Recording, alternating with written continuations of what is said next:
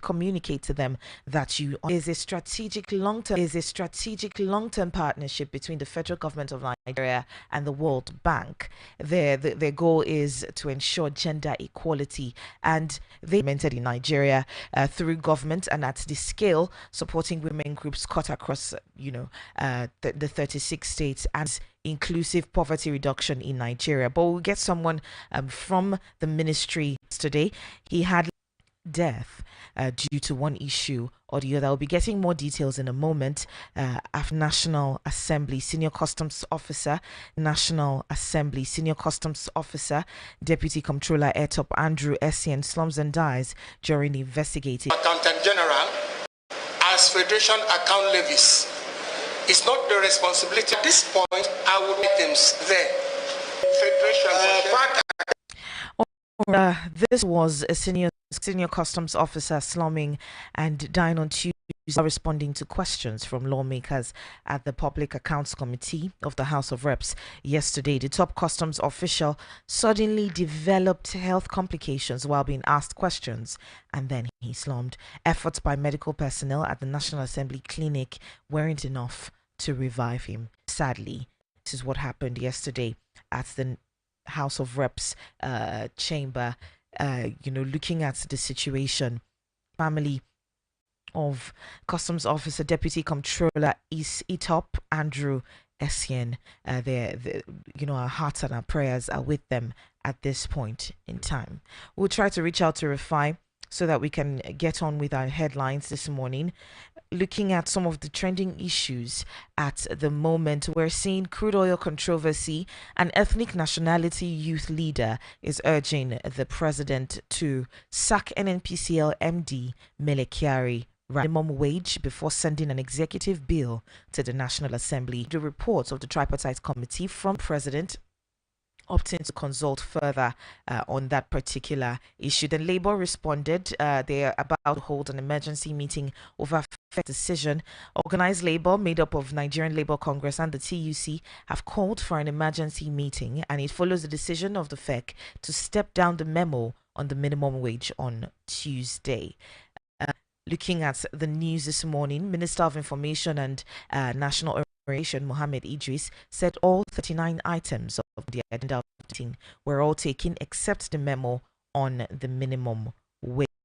Well, we hope that more will be added to that 62,000 if that is the case of the president, but he's still taking more consultation to a final settlement on this, and we can move forward. Idris said the FEC could not decide on it because it involves local government, states, federal government, organized private sector, and labor unions as well, and that's why they could not decide on the memo that was sent on minimum wage. All right.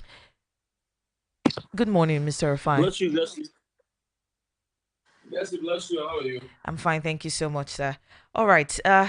We'll get started on the headlines this morning. Let's start from maybe outside moving in. Yesterday, we saw Kenya protesters against the controversial financial tax bill, and we saw protesters getting into the Senate yesterday in Kenya and destroying the place. What's your take on this? I totally condemn the destruction, but I support the protest because you can't overturn yourself. The rate of economy, the increase in standard of living, and the insensitivity of government to the lives of people. And that's what's happening in Kenya. Guess how can you want to tax bread 16% VAT? Anyway, most of those things have been pulled out because they're also taxing on tires and diapers and things like that. But it's just a sad reflection of the current system. Because what the Kenyans are saying is that it was good because at the same time, you are collecting so much money from them, Ruto. But for a trip you went to in America, you used 1.5 million to rent a jet. Yes. So they are seeing your profligacy as a leader. But at the same time, I'm going to ask, is that different? The National Assembly is trying to change the narrative by they did not know about the presidential jet. They are not the ones that called for it.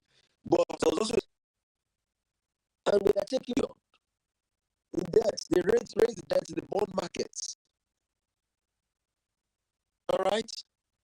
So this narrative of it's a no-brainer. In dollar terms, your debt will reduce because your car has been devalued.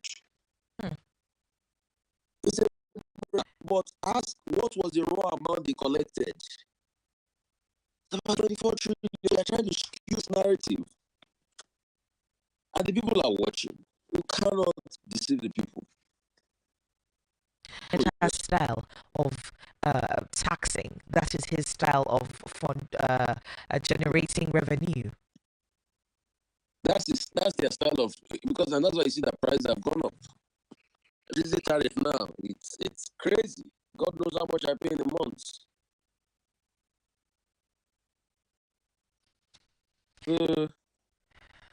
All right. God knows how much I pay in a month. That is sad reality on ground. It was learned last night that the money for the jets will be included in the supplementary appropriation bill. You see what we are saying?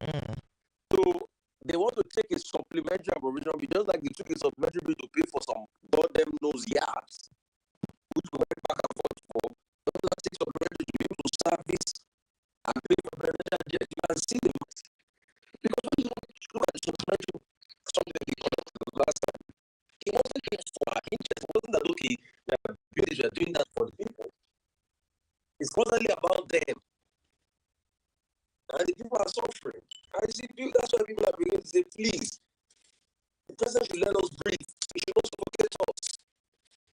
You have money for your own luxury, but we can go and die.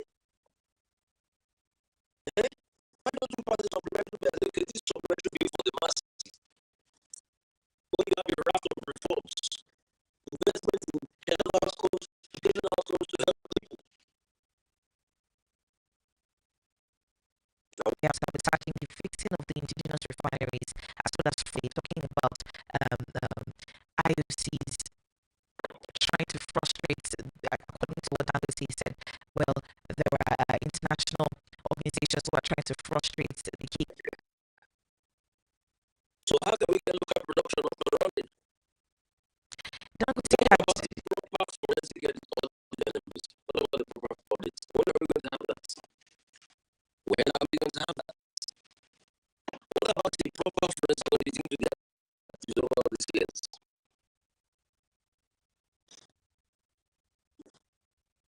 We are not ready. Listen, we are not ready as a nation. I'm sorry. I mean, already we're seeing that the committees of the Senate, when it comes to those who perform oversight functions on the NPCL, those are already seen as very, very juicy, quote unquote, juicy committees to head or be a part of in the first. News in the news, once again, they are calling for urgent resuscitation of the university system before it breaks down totally. And according to us, they're talking about the fact that universities are collapsing due to the government's failure to address outstanding issues with the union. I mean, we've seen ASU go on strike over and over and over again, and there doesn't seem to be, ending to this particular feud between the government and ASU. Because the government has not done what they have to do. That's just it, and we all know it. Priority. Who's the branch chair of the union? He has, talking about ASU right now, he has described President Bola Tinubu's led administration as the worst in anti-labor policies. He said, anything you say is a lie. I agree with you in that statement. That's why we're having the challenges we're having. Mr. Rufai, so far in our history, any union whatsoever, they keep to it. It becomes problematic. I'll give you an instance. They keep claiming they don't have money, but they have the money to go and buy private jet. Davido's birthday, since he's in Lagos. However, we'll talk about that in just a moment. There's been a lot in the news.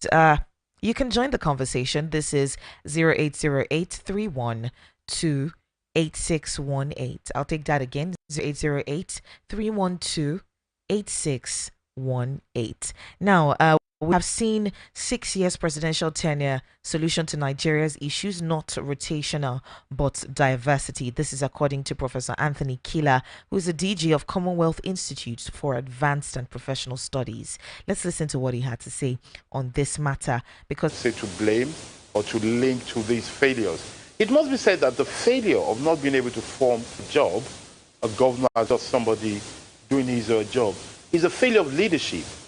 Because from 1960, when independence was created, to 25 years of uninterrupted democracy, we're clear. It is the leaders, especially the political leaders, that have not been able to. Well, I think. All right. Well, that's what he had to say about that.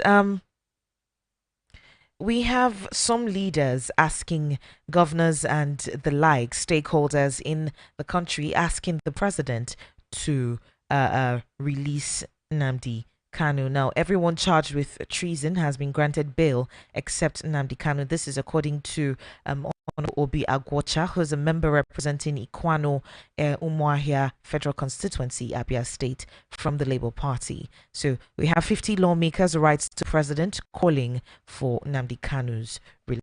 Let's listen. That was why we were appealing to the Commander-in-Chief to direct the Attorney General to invoke Section 174 of the Constitution. Section 174 basically talks about the powers of the Attorney General, that an Attorney General at any time before a judgment is rendered has the authority or the power to be able to withdraw his suit.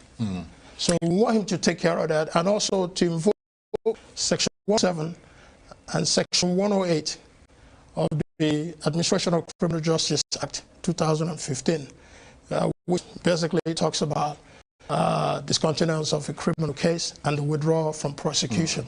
So we believe there has been a precedent set in other cases, whereby recently the chairman of Metiala was at the determination of the court. His matter was settled. Sunday Boho, at the determination of the court, his matter was gone. So at the determination of the court, and rightfully so, his matter were gone. I keep pronouncing his name wrong. The former CBN governor was granted bail. MFL was granted bail. It now appears that as if Nnamdi Kanu, who was also charged alongside other people for the same treason, and there is also one set of rules where a Northerner is freed, a Yoruba man is freed, a Middle Belt, South man is freed, and then when it comes to the Igbo man, he continues to languish in prison. So it's an issue of injustice, regardless of the expression of bias that we have regarding Nnamdi Kanu or not, is immaterial, is inconsequential.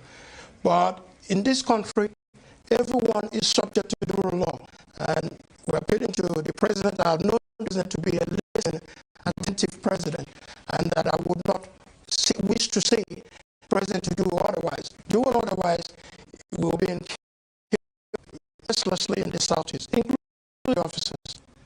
The high level of crime and criminality, banditry, assassination, and kidnapping continues to be the order of the day. And these people are all taking advantage. These are all taking advantage of the incarceration of Mr. Kanu, because all these people are agitating that he's still there. But once we remove Mazi Kanu from de facto, then it's a lot easier to know those who are benefiting economically from crime in the Southeast and making Southeast vulnerable. And a lot of people are not going. Well, he's of the opinion that there's one set of rules for the rest of Nigeria and another set applying to people of the Igbo people, right? This is what he has to say about it. What do you think? Go ahead and give us a call, 0808 312 8618. That is the number to call to be a part of the conversation this morning, 0808 312 8618. Call us on that particular number. Also, something really, really important happened yesterday, and a lot of Nigerians have been talking about it. This bit talking about Davido and Shoma's wedding. I mean, we had politicians there. We had the former president of Nigeria, Olusegun Obasanjo. We had the Oni in attendance. We had governors, Alex Oti in attendance, Sanwo-Olu well, who in Nigeria was in attendance at that particular event. And It was really beautiful to see and experience the joining of David and Choma at that particular event. It was a really huge society affair. And you'll be seeing reels of that on our YouTube page. You can join us on YouTube. Voice of the People Abuja. Voice of the People Abuja is a channel on YouTube. Join us right there to see some of the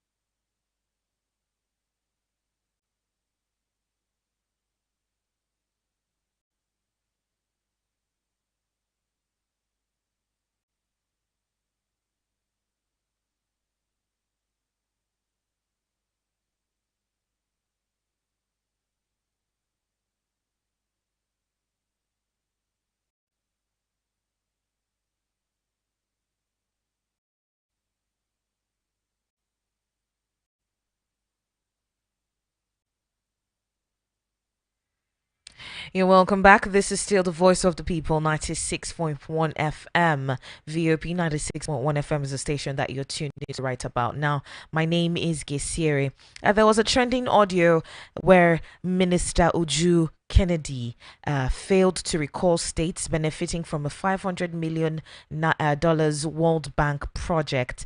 And she was a guest on television on Monday where she accused the past administration of mismanaging the first tranche of the loan that was given to Nigeria. And she was finally talking about this project. And when asked the six pilot states, she couldn't remember, and she said she would rather focus on the 36 states as a whole.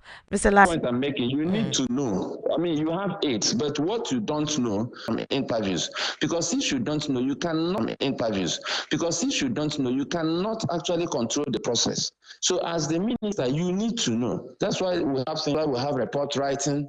You important projects you need to know, because the box stops on your table. If the president is going to ask you. If we are going to ask, we will ask you. Dedicate these responsibilities to technocrats in the ministry, the permanent secretary and the directors and the gallery. And then when they are called upon to defend their portfolio, they goof, which is unfortunate. All right. Something very unfortunate also is a coalition of ethnic nationalities youth leaders in Nigeria. They are calling for the immediate sack of the managing director of NNPCL, Mele Kyari. They're accusing him of sabotaging the fixing of the indigenous refineries, as well as frustrating the takeoff of Dangote refineries as well. This their stand is coming after a particular vice president of oil and gas at Dangote Industries Limited said that international companies were frustrating market rates. So they're calling for the sack of the MD, Mele Kyari. What's your take on this? I think first of all, state partners, the crude oil dead to even supply Nigeria petroleum products. One of the things I would have expected a benevolent government to do is to find a way. I mean, you can measure China, supply crude to Dangote refineries. In my opinion, at a subsidized rate, which some people may say, that it will bring corruption. But if we have men and women of integrity to monitor the status, we can do it. But let us even assume that we shouldn't, but of expenditure that they are used to making, at the expense of the rest of us, they cannot sustain it any other way. So the simplest thing for them to do is to come together to frustrate anything that will make our petroleum industry transparent and to function efficiently. And that is what we're witnessing. For me, it's not just about sacking the MD of NNPC Limited. I think there is need for Mr. President to look into why Dangote refineries cannot get petroleum products, both locally and internationally. I don't like commissions of inquiry in Nigeria and all of that, because usually they don't work. If Mr. President takes it personal means I want to find out. And then I'm personally not interested in dashing us money occasionally, because when you dash people money and say it's palliatives, the money won't last 1 week. When you give them food and say it's palliatives, it won't last 1 week. Okay. And the petroleum, the crude oil. And another thing we need to look at is, if you say supply Dangote refinery crude oil, which you buy though, and then you also begin to ask about supply Dangote refinery. So all of these are contentious questions that Mr. President should answer. After all, when he was promising us heaven on earth during the elections, he knew that these things to confront him. So he won't say that he didn't know. Somebody came and was arguing the other day that he showed collections. He has made an investment. I don't see him allowing that investment to support. But it's unfortunate that his own people are frustrating him. Very unfortunate. All right, let's look at ASU and some comments that they made about the president in just a moment. They talked during the event in this was ASU, University of Ilorin chapter, on Tuesday, described the President Bola Tinubu-led administration as the worst in anti-labor policies. I mean, this situation of you go on a strike, you come to the table, the negotiating table with the president or the federal government, and then you come to an agreement, sign an MOU, and then the government falls. I don't know why we are having that issue time and time again. Do you not want the problem gone, or is there something else at stake? The political class are not benefiting from the services of ASU. Their children are not in our universities, so it doesn't bother them whether ASU is on strike or not. They don't want to solve the problems because our education problem is beyond ASU. I mean, if you look at the educational sector, you find out that this government and even previous governments are not interested in funding education properly. They are not. Look at the kind of money they throw into all kinds of projects. And they don't, the best performing students in West African schools have get education that works from, the process of education. They are not interested in the things that bother us. Their kids don't study here. We know that. You can't catch the kids dead here. But if they're here, they're in schools that are run like the schools are not in Nigeria. They pay school fees in dollars. You know about some people who even pay in advance, pay for children who are yet unborn for schools that take money in dollars. So we have to understand the dynamics of this labor politics. They don't need ASU. They don't need lecturers. They don't need the universities in Nigeria. They don't need the schools in Nigeria to fund these institutions. All right. It's just a really, really sad situation that we're in. Depressing, but that is the truth. If Nigerians don't understand this truth, they will not know how to hold these men and women accountable. We need to get to that point where we understand the truth so that we can better resolve to manage who is our leader at every level. The reason we are having all these challenges is because we are sloppy about elections. We just sit down and talk about INEC and talk about all eyes judiciary, but we are not committed enough at the personal level because we don't understand what these things do to us. If you go to a shop and you pay for cake and they give you bread, you tell them, no, I paid for cake, I want my cake. So how come when we now want cake during elections and they give us bread, we take the bread and walk away? If they give us puff-puff in place of cake, we take puff-puff and walk away. Why? It's because we don't understand that ultimately we are the people who will suffer. And that is what is happening to us. I mean, we've experienced this for one too many times, right? So how come Nigerians still do not recognize that fact that now we do ourselves? It's really interesting to me to do the same things over and over and over again. Or is it a thing of misplaced expectations or unrealistic expectations? Most Nigerians do not understand what is happening, and that is why they want the education system to be comatose. They don't want Nigerians to be able to think properly. They don't want Nigerians to understand that we can and should feel some pain now so that we will not feel pain later. They are deliberately choking the critical institutions that are supposed to enlighten Nigerians. The schools are not working. The media is always under attack.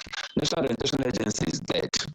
The faith-based organizations have been infiltrated and compromised. So you find out that all of the institutions that should mobilize people to know the truth and then work with the truth have been compromised or somehow emasculated. And these are the traits of an emerging dictatorship. We are already in a class dictatorship in Nigeria. It's just that we are hoping that we're not going to have a personal dictatorship. But the truth is, we don't have that critical mass because they are vigilant. Have you noticed that they are more determined to modify social media legislation than they are determined to modify legislation on corruption? As people can be corrupt, politicians can be corrupt, it doesn't bother them. But when you put something to expose the corruption on social media, it bothers them. How come cybercrime offense is about when you post something against someone who is worth the team will come after the police and they refuse to release the person for indefinitely. So how come they are so focused on the things that don't matter and they don't talk about the things that matter? It is because they know what they're doing. So it's not just about the people not wanting to. It's not that they don't want to, it's that they don't even know. People perish for lack of knowledge.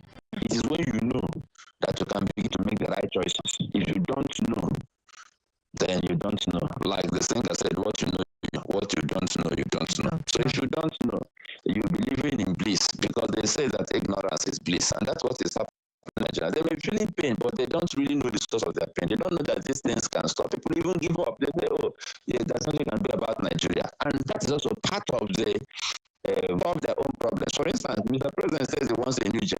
Get it. He wants a new car, he will get it.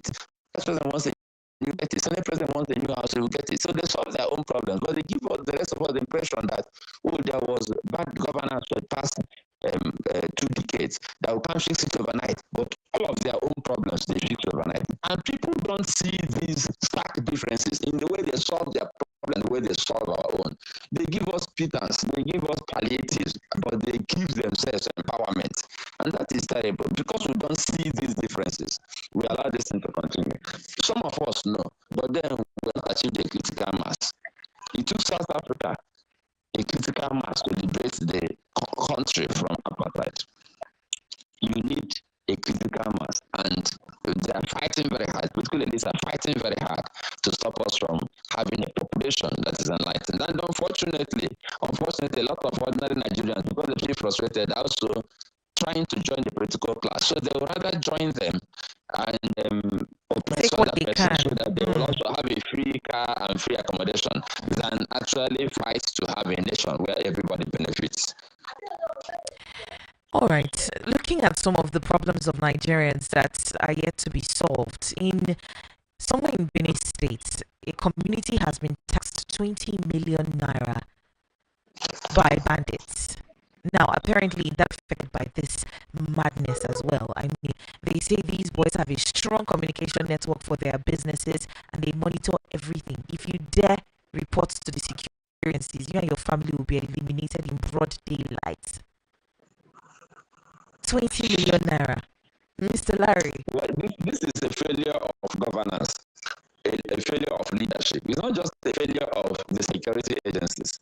Because when you hear this kind of story, that if we have a president and we have governors, and this kind of story is in public domain, and it's a mere story, and the people are actually raising 20 million and giving bandits and kidnappers, what it means is that we're actually encouraging not only anarchy, but we're encouraging more persons to go and set up their own gangs and then try to get 40 million from the remaining local government areas. We do not understand, or rather, our political elites pretend not to understand that people actually do what is rewarded by society. They do what they get in quotes. In other words, bandits make money and there are no consequences. And then people who work very hard don't really even break even. Then a lot of young people may want to become bandits and impose levies of 20 million on communities, and probably use part of the money to compromise some persons who should be taking care of security locally. So it's a failure of governance. It's not just an issue of failure of security, because if a president is in office and the governor is leading the state, and you hear this kind of news, and it's just mere news to you, and people are paying bandits under your watch, then you think that the legitimacy of that government is questionable. In fact, it means that there is no government. There is total anarchy, because the primary role of government is to provide for the security and welfare. Remember that the Constitution puts security first before welfare, because you cannot provide for welfare without security. So the importance of security cannot be overemphasized. So if we have a government that cannot provide security to the extent that bandits are taxing people and successfully, then it means that we are practically living in a failed state. One of the major symptoms of a failed state is that the government loses its monopoly of force and violence, and the government loses its capacity to control the environment. And what they are just telling us in not too many words is that government is not capable of securing Nigeria. So you have small nationalities, as it were, operating within Nigeria, where bandits actually impose taxes and levies and punish those who do not pay. And the politicians are just watching and making the promises and platitudes. And it's not only sad, it's scandalous. This is an opportunity to challenge the governor of Benin State and Mr. President to find a solution. I mean, it's not